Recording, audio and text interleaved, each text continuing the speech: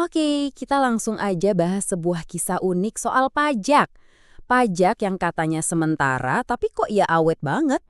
Coba deh Anda bayangin, ada aturan yang labelnya cuma sementara, malah keterusan sampai setengah abad. Nah ini beneran kejadian loh di Jepang sama pajak bensin mereka. Nah, angkanya itu 53,8 yen. Kelihatannya kecil ya, tapi ini tambahan untuk setiap liter bensin. Jadi beban yang lumayan banget. Apalagi kalau kita ingat kalau ini tuh harusnya cuma kebijakan darurat, kebijakan sementara. Oke, kita mulai dari awal. Sebenarnya, pajak sementara yang umurnya 50 tahun ini apa sih? Dan kenapa bisa sampai ada? Jadi ceritanya gini, pajak ini lahir tahun 1974. Waktu itu tujuannya jelas banget, nggak ngambang. Pemerintah butuh dana tambahan buat bangun jalan, plus waktu itu lagi ada krisis minyak pertama yang bikin anggaran seret. Jadi ini semacam solusi darurat. Dan yang unik, dari tahun 1974 sampai akhirnya dihapus, statusnya itu selalu sementara. Jadi setiap beberapa waktu harus ada perpanjangan. Tapi ya perpanjangan itu terjadi terus-menerus. Sampai akhirnya pajak ini jadi kayak bagian permanen dari sistem selama 5 dekade. Aneh kan?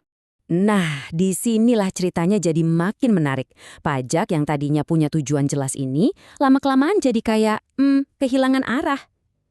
Kok bisa? Salah satu masalahnya adalah dasar hukumnya yang ribet banget. Nggak ada satu undang-undang tunggal yang jelas, aturannya itu nyebar di mana-mana. Dari undang-undang pajak minyak, pajak daerah, sampai peraturan kementerian. Bikin pusing kan? Ya jelas aja publik jadi susah buat ngerti dan ngawasin. Dan ini nih inti masalahnya. Ingat kan tujuan awalnya buat dana pembangunan jalan? Nah, sistem dana khusus jalan itu sendiri udah dihapus tahun 2009. Logikanya, pajaknya juga harusnya berhenti dong. Ternyata enggak. Pajaknya tetap ditarik, tapi uangnya masuk ke kas umum pemerintah. Tujuannya jadi hilang. Jadinya kan aneh, masyarakat terus bayar pajak yang tujuannya udah nggak relevan lagi. Ini jadi semacam distorsi, di mana ada pungutan tanpa ada alasan yang spesifik. Uangnya ya udah masuk aja ke kantong besar pemerintah tanpa peruntukan yang jelas. Terus gimana cara beresinnya? Tentu nggak segampang matiin lampu, karena udah mendarah daging selama 50 tahun, proses penghapusannya itu butuh perombakan hukum yang lumayan rumit. Prosesnya itu harus hati-hati dan bertahap. Ada 4 langkah utama. Pertama, aturan soal tarif sementara ini dicabut dari undang-undang.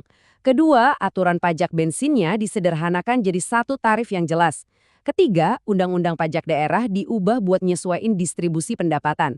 Dan yang paling penting, keempat, ada kompensasi buat pemerintah daerah biar mereka nggak tiba-tiba kehilangan anggaran. Jadi semuanya dipikirin matang-matang. Oke, hukumnya udah beres. Sekarang pertanyaan paling penting. Buat kita-kita, buat masyarakat dan ekonomi Jepang secara umum, apa sih dampaknya? Kalau kita lihat struktur harga bensin, ini kelihatan banget dampaknya. Coba bayangin, dari total harga yang Anda bayar di pom bensin, hampir setengahnya, atau tepatnya sekitar 40% itu isinya pajak. Besar banget kan? Buat rumah tangga biasa, ini jelas kabar baik. Pertama, harga bensin jadi lebih murah. Langsung terasa di kantong. Uang yang tadinya buat bensin bisa dipakai buat kebutuhan lain. Efek dominonya, biaya logistik turun, yang bisa bikin harga barang-barang lain juga ikut turun. Ini sangat membantu, terutama buat mereka yang tinggal di luar kota besar. Nah, buat dunia usaha juga sama. Biaya bahan bakar kan komponen besar, apalagi buat perusahaan transportasi dan logistik. Dengan pajak ini dihapus, biaya operasional mereka turun. Ini bisa ngerem laju kenaikan harga barang dan jasa, dan pastinya bikin bisnis, terutama UMKM, jadi lebih stabil.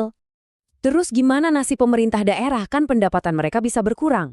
Nah, ini udah diantisipasi. Walaupun kelihatannya ada pemotongan pendapatan, pemerintah pusat udah nyiapin skema kompensasi lewat penyesuaian hibah pajak. Jadi, secara hitung-hitungan anggaran mereka tetap aman. Ini juga penting banget dari sisi kebijakan. Dulu kan pemerintah seringnya kasih solusi tambal sulam, kayak subsidi bahan bakar yang sifatnya sementara. Nah, langkah ini beda. Ini bukan lagi plester, tapi reformasi struktural. Masalahnya diberesin dari akarnya, dan solusinya permanen. Tapi kalau kita gali lebih dalam, masalah ini bukan cuma soal duit atau ekonomi loh. Ada prinsip yang jauh lebih besar di baliknya. Inti dari semua ini adalah mengembalikan sebuah prinsip dasar pemerintahan yang baik, yaitu kalau ada kebijakan yang sifatnya sementara, ya harus ada akhirnya. Nggak boleh dibiarin jadi permanen secara diam-diam. Maknanya jadi dalam banget. Ini mengakhiri sebuah anomali yang udah berjalan 50 tahun. Sistem pajaknya jadi lebih transparan. Dan yang terpenting, ini menegakkan kembali akuntabilitas pemerintah. Ada semacam janji baru. Kata sementara ya artinya benar-benar sementara, bukan selamanya. Ini preseden yang bagus. Nah, seluruh kisah ini akhirnya bikin kita mikir kan, jangan-jangan banyak sistem lain di sekitar kita, entah itu aturan, kebijakan, atau bahkan kebiasaan yang dulunya dibuat sebagai solusi sementara, tapi keterusan sampai sekarang. Kira-kira apalagi ya pajak sementara lain yang perlu kita tinjau ulang?